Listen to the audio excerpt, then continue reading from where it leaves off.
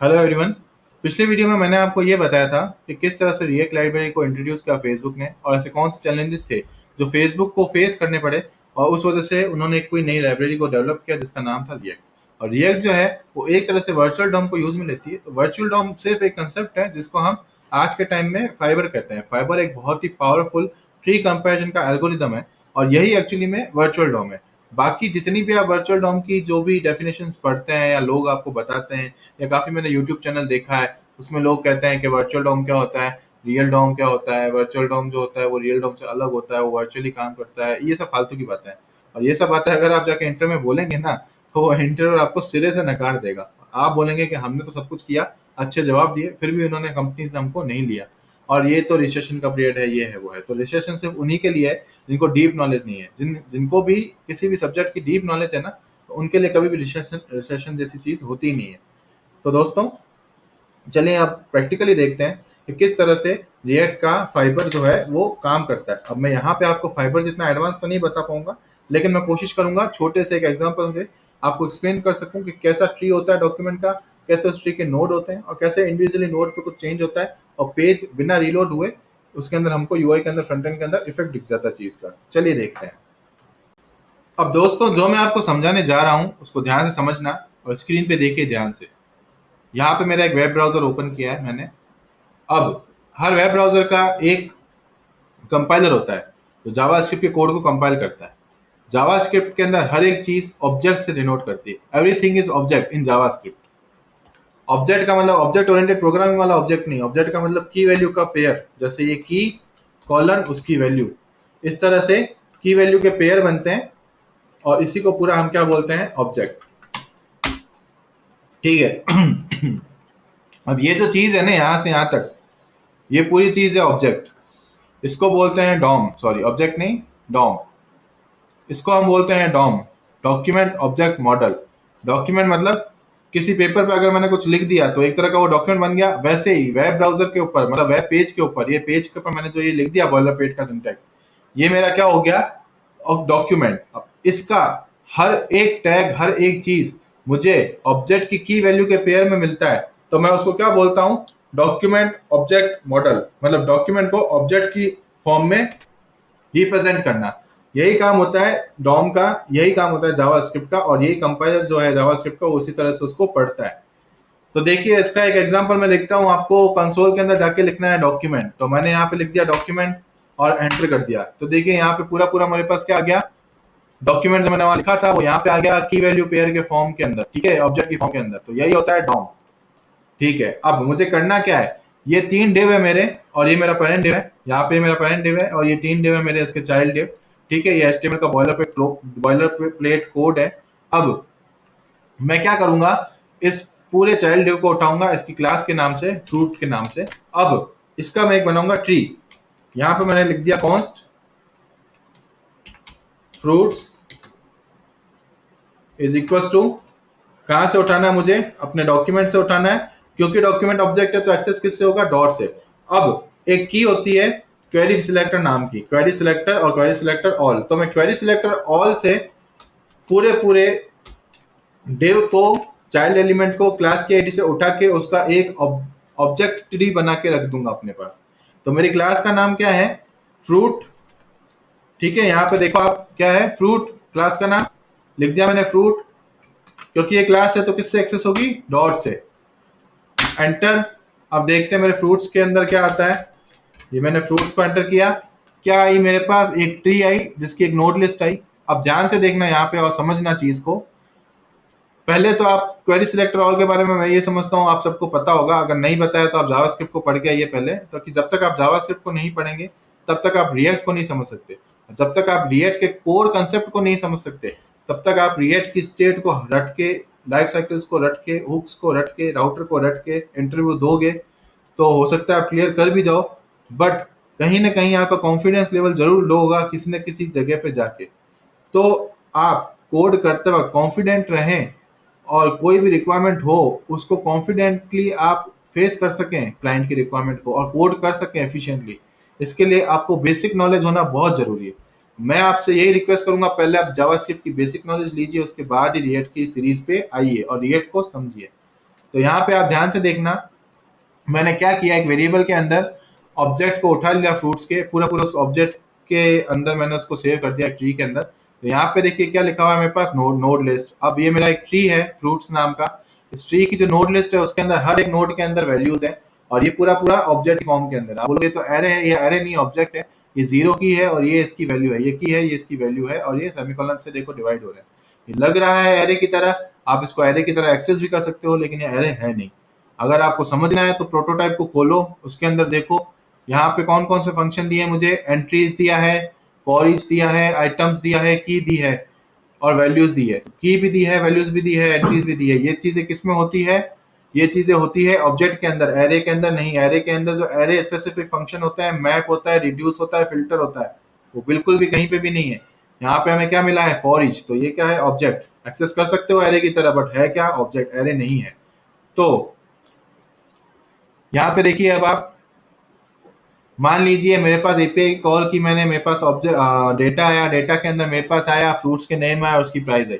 अब वो फ्रूट्स के नेम और प्राइस मुझे यहाँ दिखानी है, और मुझे पेज को रीलोड भी नहीं कराना है। तो मैंने जैसे ही यहाँ से मेरे पास एपीआई के अंदर मेरे पास डेटा आया, तो मैं एपीआई के अंदर भी कैसे एक्सेस करता हूँ, मैप से ही करता हूँ, फिल्टर से ही करता हूँ। आपने जावास्क्रिप्ट के अंदर पहले कभी प्रोजेक्ट बनाया होगा तो आपको पता होगा, जो भी डेटा आता था हम मैप से उसको एक्सेस कर सकते थे। तो वैसे ही मान लीजिए मेरे पास डेटा आया है और मैप से मैं उसको एक्सेस कर रहा हूँ। अब देखें यहाँ पे मैं कैसे करता हूँ। अब यहाँ पे मेरा पुराना ट्री क्या है, फ्रूट्स, उसको ध्यान दीजिएगा। अब मैं वापस से यहाँ पे नया ट्री बनाने जा रहा हूँ, तो मैं यहाँ पे फ्रूट्स लिखूंगा, और उसके अंदर डॉट करके इसको मैं कैसे एक्सेस कर सकता हूँ, उसके एलिमेंट को फॉर ईच से कर सकता हूँ। तो ये फॉर ईच हमेशा क्या होता है, एक फंक्शन होता है, और ये फंक्शन क्या रिटर्न करता है, पूरा पूरा मैनिपुलेट करके उसी सेम एरे को रिटर्न कर देता है ना, लेकिन उसको मैनिपुलेट करके रिटर्न करता है। तो अब देखें यहाँ पे फॉर ईच मैनिपुलेट करके किसको रिटर्न करेगा, फ्रूट्स को ही। तो ये जो ऊपर वाला फ्रूट्स है ये मेरा पुराना ट्री है, ये अब जो मैं बनाने जा रहा हूँ वो एक नया ट्री बनेगा, ठीक है। अब फॉर ईच क्या है, एक फंक्शन है, और ये क्या है, एक कॉल बैक फंक्शन है, यहाँ पे लिखा हुआ भी है कॉल बैक फंक्शन, इसको भी पढ़िए। तो ये फॉर ईच क्या है, फंक्शन। अब कॉल बैक फंक्शन जो होता है वो हमेशा फंक्शन लेता है आर्ग्यूमेंट, एज ए आर्ग्यूमेंट। तो यहाँ पे मैं एक एरो फंक्शन बना देता हूँ। एरो फंक्शन एक्मा 6 के अंदर आ गए थे, आपको ध्यान होगा, आपने पढ़े भी होंगे। तो होता कुछ नहीं है, ये भी फंक्शन ही होते हैं, लेकिन इनको लिखने का जो तरीका होता है वो थोड़ा सा अलग होता है, और हम इसको कहते हैं एरो फंक्शन। तो हर फॉर ईच का जो कॉल बैक है वो एक कॉल बैक फंक्शन लेगा, और ये जो कॉल बैक फंक्शन है ये हमेशा अपने साथ आइटम को लेके चलता है, या किसी भी कॉल बैक वैल्यू को लेके चलता है। तो मेरी कॉल बैक वैल्यू क्या है, आइटम। इस कॉल बैक वैल्यू की वजह से मैं हर इस पूरे ट्री की हर एक नोड को एक्सेस कर सकता हूँ, 0 को, 1 को, 2 को। चलिए एक्सेस कर ली, डॉट। अब मुझे इसकी इनर एचटीएमएल चेंज करनी है, क्योंकि अब मेरे पास डेटा आ गया, तो मुझे इसके अंदर डेटा को अपेंड करवाना है या बाइंड करवाना है। तो मैं इनर एचटीएमएल के अंदर यहाँ पे असाइन करवा देता हूँ उसको, जो भी नाम है इसको मैं एक बार इस एक H2 टैग के अंदर लिख देता हूँ, ताकि आपको दिख जाए बड़ा और आपको अच्छे से समझ में भी आ जाएगा। तो मैं H2 टैग के अंदर यहाँ पे लिख देता हूँ मैंगो, और इसकी प्राइस दे देता हूँ, सपोज मैंगो 150 रुपीज के जी है, तो मैंने यहाँ पे लिख दिया मैंगो 150 के जी। ओके, तो देखिए ध्यान से, यहाँ पे एक नोड है मेरी आइटम की, ट्री की, फ्रूट्स ट्री की नोड। इस आइटम नोड पे मैं इनर एचटीएमएल बाइंड करवा रहा हूँ, अपेंड करवा रहा हूँ। इसके अंदर मैं नाम दे रहा हूँ मैंगो, और इसकी प्राइस दे रहा हूँ, ठीक है। यहाँ पे जैसे ही मैंने एंटर मारा, देखिए कुछ भी नहीं हुआ, पेज रीलोड नहीं हुआ, कंपोनेंट एज अ टीज है, और यहाँ पे मेरा डेटा आ गया है हर जगह पे एक ही बार में, ठीक है, हर जगह पे एक ही बार में। तो ये फॉर ईच लूप की वजह से आया। बट हाँ, इसको इस तरह से समझिए कि एक तरह से ये कंपोनेंट है, और मैंने इसके अंदर प्रॉप्स पास किए। अब यहाँ पे रिएक्ट का जो फाइबर है, जिसको आप वर्चुअल डॉम भी कहते हैं, तो वो एल्गोरिथम कैसे काम कर रहा है, उसने क्या किया, पुराने ट्री के अंदर नए ट्री को रिप्लेस कर दिया, पुराने ट्री को नए ट्री के साथ, और जिस जिस नोड के अंदर चेंज था उस नोड के अंदर उसने चेंज कर दिया। एग्जाम्पल के लिए इसको खोल के देखिए, इस नोड को खोला मैंने, इसके अंदर में आया, इसके इनर एचटीएमएल को देखा, क्या है इनर एचटीएमएल के अंदर, मैंगो। पहले ये इनर एचटीएमएल खाली थी।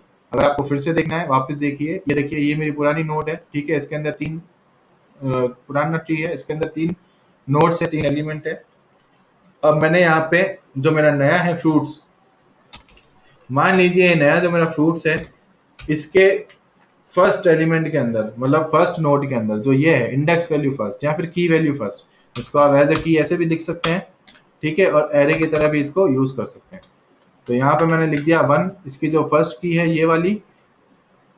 इस नोड के अंदर मेरे को ये वैल्यू को चेंज करना है, तो इस नोड के अंदर आया मैं, और मैंने यहाँ पे लिखा डॉट इनर HTML, और ये मैंने इनर HTML के अंदर नई वैल्यू असाइन कर दी पुरानी वैल्यू की जगह। और नई वैल्यू मैंने क्या कर दी, ऑरेंज, और इसकी प्राइस भी मैंने दे दी ऑरेंज की 80, ठीक है, पर केजी की। अब मैं जैसे ही एंटर करता हूँ, ध्यान से देखिए यहाँ पे H2 टैग भी लगा देते हैं साथ में, ताकि थोड़ा बड़ा दिख जाएगा हमको। ठीक है, मैंने लगा दिया H2 टैग भी। अब ध्यान से देखिएगा, जैसे ही मैंने इसको किया एंटर, कुछ भी रिलोड नहीं हुआ, इस नोड की वैल्यू चेंज हो गई। यहाँ पे ऑरेंज की जगह, मैंगो की जगह क्या आ गया, ऑरेंज। अब देखो आप अपने ट्री के अंदर, ये मेरा ट्री था, इसकी फर्स्ट नोड के अंदर क्या है अभी, मतलब 0 नोड के अंदर मैंगो ही है इनर एचटीएमएल में, लेकिन सेकंड के अंदर अब क्या हो गया, इनर एचटीएमएल के अंदर मैंगो की जगह ऑरेंज। देखा, ये यहाँ पे ऑरेंज आ गया, देखिए ध्यान से देखिए। तो बाकी दो नोड तो ऐसी ही रही मेरे ट्री की, लेकिन ये नोड चेंज हो गई। पहले इसके अंदर मैंगो था, अब इस नोड के अंदर आ गया ऑरेंज। और भी एक बार देखना है तो जो मेरी लास्ट वाली नोड है इस ट्री की, फ्रूट ट्री की लास्ट वाली नोड के अंदर देखो, खोलो उसको, उसकी इनर एचटीएमएल देखो क्या है उसके अंदर, यहाँ पे मैंगो। ठीक है, अब मेरे को किसी को नहीं छेड़ना, खाली इस नोड को छेड़ना है, तो मैं इस नोड को छेड़ देता हूँ, वापस से नया ट्री बनाता हूँ फ्रूट्स का। उस ट्री के अंदर लेता हूँ मैं, यहाँ पे लास्ट वाली नोड को उठाओ, उसके अंदर डॉट इनर एचटीएमएल इसकी चेंज करो, उस इनर एचटीएमएल को इक्वल्स टू करके उसके अंदर एक टैग डालो, H2 टैग मैंने डाल दिया है ताकि आपको अच्छे से दिख जाए। और वैल्यू मैं इसको यहाँ पे डाल देता हूँ अब, बनाना। और बनाना है मेरा, बहुत सस्ता आता है बनाना तो, खैर 40 रुपीज़ के जी। ठीक है, अब यहाँ पे बनाना क्या आ गया, 40 के जी, 50 रुपीज़ के जी। अब देखना बाकी सारी नोट्स ऐसी रहेगी, लेकिन ये ट्री रिप्लेस हो जाएगा। यहाँ क्या आ गया, बनाना, कुछ भी रीलोड नहीं हुआ, सब कुछ वैसा का वैसा रहा, और इस कंपोनेंट के अंदर मेरा यहाँ पे बनाना आ गया। ठीक है, ये पुराना ट्री ही है अभी तक, ठीक है, लेकिन अब ये मेरे नए ट्री के साथ रिप्लेस हो गया। सब कुछ रिप्लेस नहीं हुआ, सिर्फ जो नोड चेंज हुई वही रिप्लेस हुई, वही चीज देखो यहाँ पे। नोड ओपन करी, पहले नोड की इनर एचटीएमएल क्या थी, मैंगो, अब क्या है यहाँ पे, अच्छा अभी भी मैंगो है, अरे यार ये क्या हुआ, चलिए कोई बात नहीं, हो सकता है यहाँ पे कंपाइलर ने मुझे नई फ्रूट्स के एरो को नहीं दिया हो, यहाँ पे अपन वापस से करवा के देख लेते हैं। तो वो मेरा पुराना फ्रूट्स है और ये मेरा नया फ्रूट्स है। अच्छा है ना, अगर इस चीज से आपको और ज्यादा क्लियर हो गया कि कैसे एक्चुअली में ट्री कंपैरिजन हो रहा है। देखो ये मेरा नया वाला, वो मेरा पुराना वाला। अब मान लीजिए फाइबर और एआरडीपी का भी यही कंसेप्ट है, पुराने ट्री को नए ट्री से कंपेयर करना, और जिस नोड के अंदर चेंज हो उस नोड को चेंज करके यहाँ पे वैल्यू को दिखा देना। ठीक है, अब पुरानी नोड के अंदर जैसा कि मैंने अभी आपको दिखाया, क्या पड़ा है HTML में, मैंगो पड़ा है। ठीक है, अब वही नए ट्री की नई नोड के अंदर क्या पड़ा है, यहाँ पे HTML के अंदर देखना आप ध्यान से, यहाँ पे HTML के अंदर क्या है, बनाना। ध्यान से देखिए दोस्तों, देखो बनाना है, यहाँ पे जूम करके दिखाता हूँ, यहाँ पे क्या है, बनाना है HTML के अंदर, और यहाँ पे भी बनाना आ गया। लेकिन ये अगर आप पुरानी वाली नोट को आप देखोगे यहाँ पे मेरी, तो पुरानी वाली नोट के अंदर क्या है, ट्री की पुरानी नोट के अंदर क्या है, मैंगो। इसी तरह से जो मेरा पुराना ट्री था वो मेरे नए ट्री से कंपेयर हुआ, और बाकी दो नोट्स तो ऐसे ही रही, लेकिन जिस नोड के अंदर चेंज हुआ उस नोड को रिप्लेस कर दिया पुराने ट्री के को नए ट्री के साथ। ठीक है, तो अब जो मेरा फ्रूट्स है नया वाला, उस फ्रूट्स को जब भी मैं कंसोल करवा के देखूंगा तो हमेशा मुझे इसका अपडेटेड नोड ही मिलेगा। ट्री का यहाँ पे देखो अपडेटेड नोड मिल रहा है HTML में, ये देखो यहाँ पे मिल गया। अब वापस अगर कुछ भी चेंज होता है फ्रूट्स के अंदर तो ये मेरा पुराना हो जाएगा, और जो अब नया चेंज होगा फ्रूट्स में वो मेरा नया नोड हो जाएगा। इसी तरह से ट्रीज के नोड्स का कंपैरिजन होता है, और जिस भी पर्टिकुलर नोड में चेंज होता है वो नोड चेंज हो जाती है, पूरा का पूरा ट्री वैसा का वैसा ही रहता है। कंपोनेंट, या आप बोल सकते हैं कंपोनेंट तो रीरेंडर होता है, लेकिन जो वेब पेज है वो बिल्कुल भी रीरेंडर नहीं होता है। तो इस तरह से रिएक्ट के अंदर सिंगल पेज एप्लीकेशन बनती है, मतलब एक ही पेज होता है एप्लीकेशन का, और उसी पेज में सारे कंपोनेंट डिफरेंट डिफरेंट टाइम पे मैनिपुलेट होते रहते हैं, रीरेंडर होते रहते हैं ट्री के नोड के चेंजेस के अकॉर्डिंग। और ये जो कंपैरिजन होता है, ये कंपैरिजन का जो एल्गोरिदम होता है उस एल्गोरिदम को बोलते हैं फाइबर, उसी को हम बोलते हैं वर्चुअल डॉम। ठीक है, तो इसी तरह से रिएक्ट काम करता है। तो होप सो आपको काफ़ी चीज़ें समझ में आई, क्लियर आई, नहीं आई तो आप मुझे कमेंट कीजिए, बताइए। अगले वीडियो में मैं आपको डायरेक्टली रिएक्ट के अंदर ले जाऊंगा, डायरेक्टली रिएक्ट के अंदर हम प्रैक्टिकली प्रोजेक्ट बनाना शुरू करेंगे, और प्रोजेक्ट के थ्रू समझेंगे कि क्या होता है रिएक्ट, कैसे काम करता है रिएक्ट की library. Thank you so much दोस्तों, कमेंट कीजिए, पूछिए मेरे से क्वेश्चन, ताकि मुझे पता चले कि आपको समझ में आया या नहीं आया।